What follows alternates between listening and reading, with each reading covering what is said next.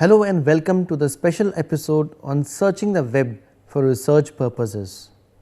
We will be discussing the tips and techniques to search the web using the most powerful and widely used search engine in the world, the Google. The search index of Google is over 100 million gigabytes. Let us first understand the basic of internet research. Now first we will talk about finding information by crawling. Google uses software known as web crawlers to discover publicly available web pages. The most well-known crawler is called Googlebot. Crawlers look at web pages and follow links on those pages much like you would if you were browsing content on the web. They go from link to link and bring data about those web pages back to Google's servers. The crawl process begins with a list of web addresses from past crawls and site maps provided by website owners. As the crawlers visit these websites, they look for links for other pages to visit. The software pays special attention to new sites, changes to existing sites and dead links. Computer programs determine which sites to crawl, how often and how many pages to fetch from each site. Site owners have multiple choices and can choose how content is indexed on a page-by-page basis. For example, they can opt to have their pages appear without a snippet, that is the summary of the page shown below the title in search results, or a cached version, which is an alternate version stored on Google's server in case the live page is unavailable. Webmaster can also choose to integrate search into their own pages with custom search. Organizing information by indexing. The web is like an ever-growing public library with billions of books and no central filing system. Google essentially gathers the pages during the crawl process and then creates an index, so we know exactly how to look things up. Much like the index in the back of a book, the Google index includes information about words and their locations. When you search at the most basic level, Google's algorithms look up your search term in the index to find the appropriate pages. The search process gets much more complex from there. When you search for dogs, you don't want a page with the word dogs on it hundreds of times. You probably want pictures, videos, or a list of breeds. Google's indexing systems note many different aspects of pages, such as when they were published, whether they contain pictures and videos, and much more. Search in Google can be very simple. You can enter a search term in the search bar and you will immediately get the results. The text entered in the search box is called keyword, and the search engine takes it as a reference and searches for the relevant information. You just have to type in a relevant search keyword, and even if the spelling is not right, Google will offer you to correct the spelling, and even if you are not able to spell something correctly, Google will take care of that. Like I am going to type schizophrenia and spell it incorrectly, and as you can see, the Google will give me a hint about the correct spelling of the word. Now it is important for you to understand that web search is dependent on keyword entered. So, try to fill in the search box with words that are most likely to be found on the pages that you are looking for. For example, instead of saying my head hurts, if you type in the word headache, then you will get relevant results because headache is a medical term.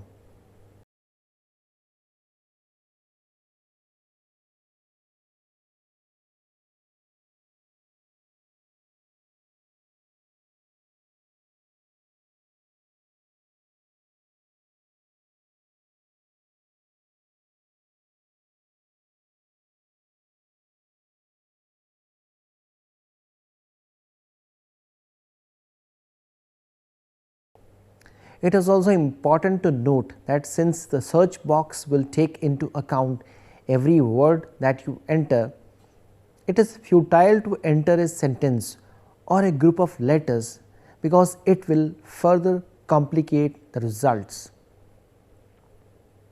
You can start with using very few words and then can refine your search by adding more words. Now, the search process can be made powerful with the help of operators. An operator is a command that you add to your query to give Google special instructions about how you want it to deal with a specific search term. Some operators are symbols while others are words. What symbols or words act as operator is determined by Google rather than the searcher. Today you will learn about several operators and gain a better sense of what operators are. You can put quotation marks around words to search for an exact phrase in an exact order.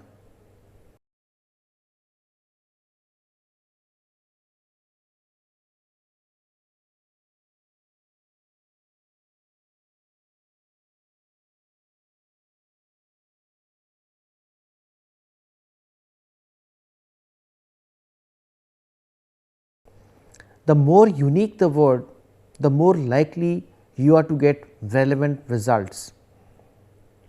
For example, landscape painting is probably better than landscape. Keep in mind though that even if the word has the correct meaning, if it is not the one most people use, it may not match the pages you need.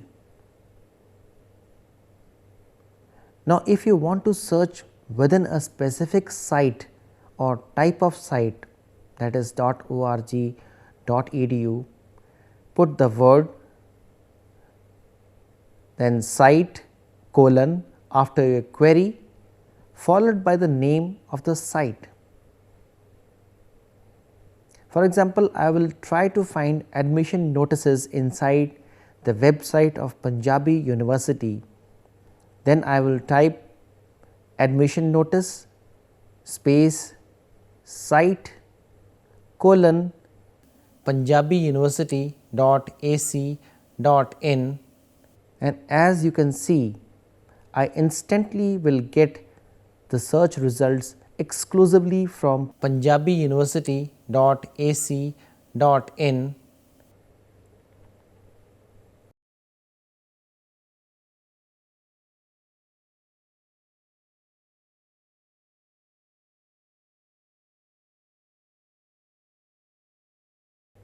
Search ignores punctuation.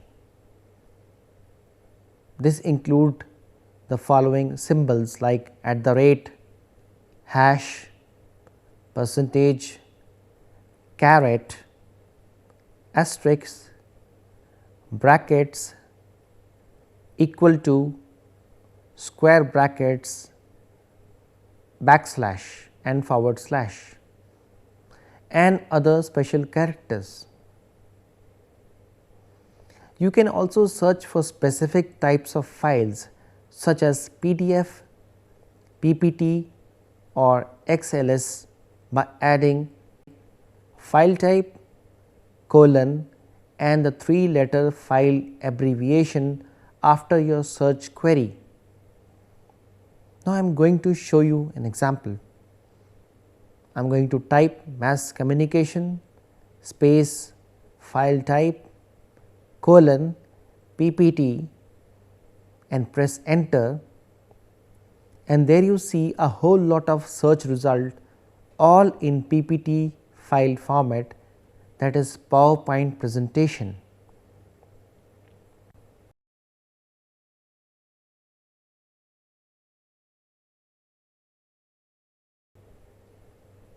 Highlight common words and characters such as, the, and the symbol of and if they are essential to your search, as in a movie or a book title, by putting quotation marks around them.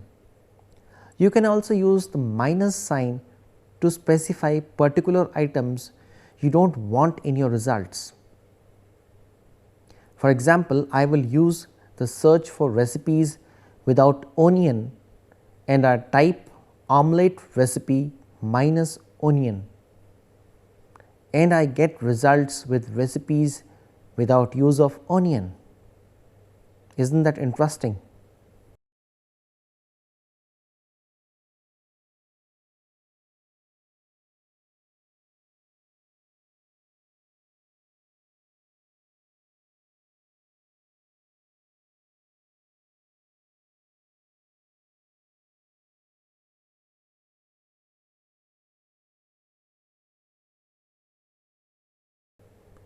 And now I remove this minus sign and you will see a whole lot of recipes with onion.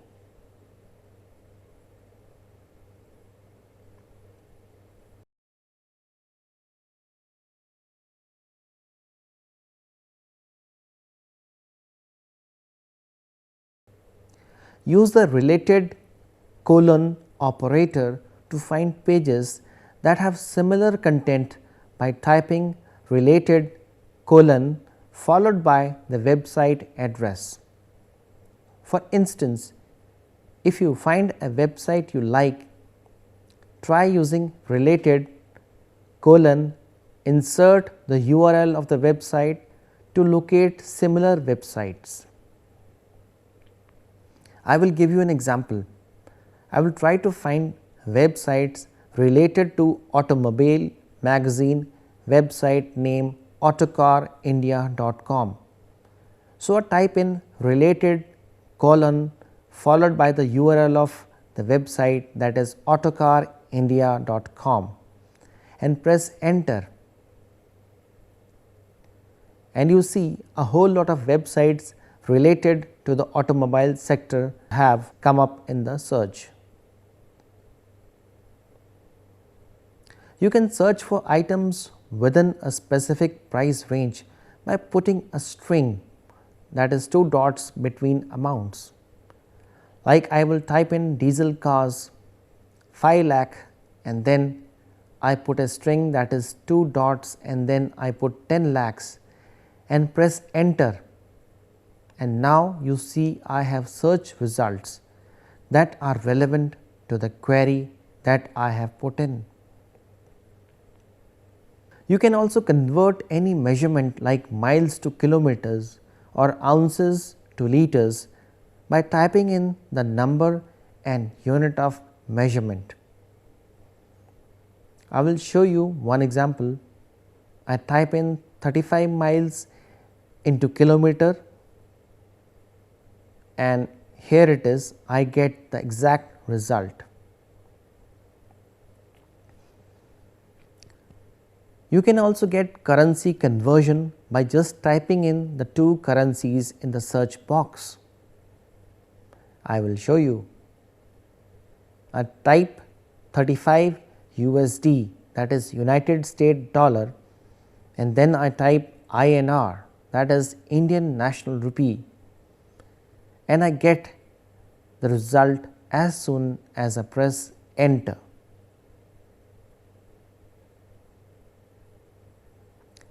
To see what time it is anywhere in the world, search time and the city or country. Like here I type Toronto time, and here as you can see I get a proper result. You can search for weather by typing in the name of any city in the world to get the current weather and the forecast. Here I type in weather Patiala and I get instantly the current weather in my city.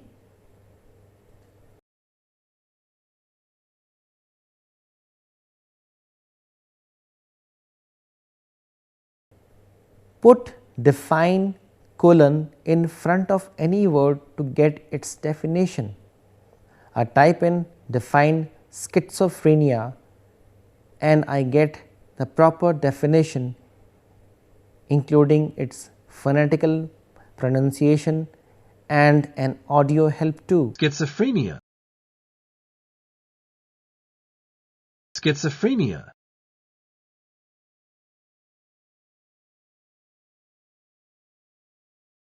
Use advanced image search to find an exact size, color or type of photo or drawing. With the tools in the search panel, you can filter your search to include only photos with faces, clip art, line drawing, animated and also the resolution of images.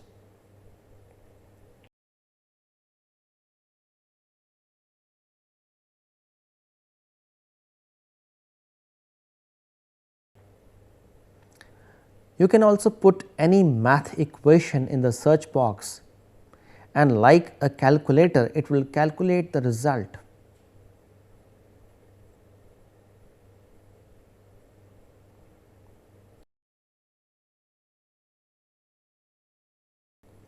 To see the exact times of sunrises and sunsets in cities around the world, search sunrise or sunset followed by the city name. So, I write sunrise Delhi and here I get the results.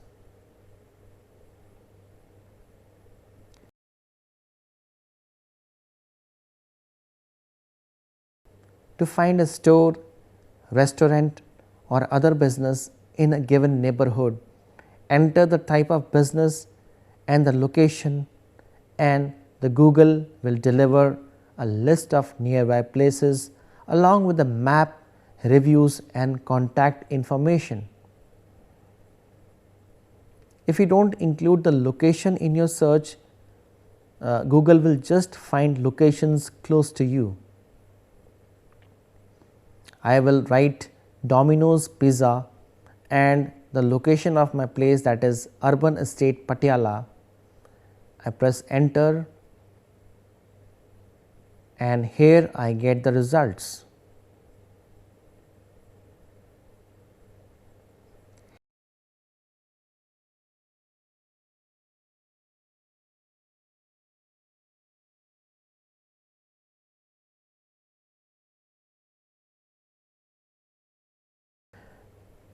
Now, to summarize, we have discussed the search modalities of the biggest search engine in the world, that is the Google.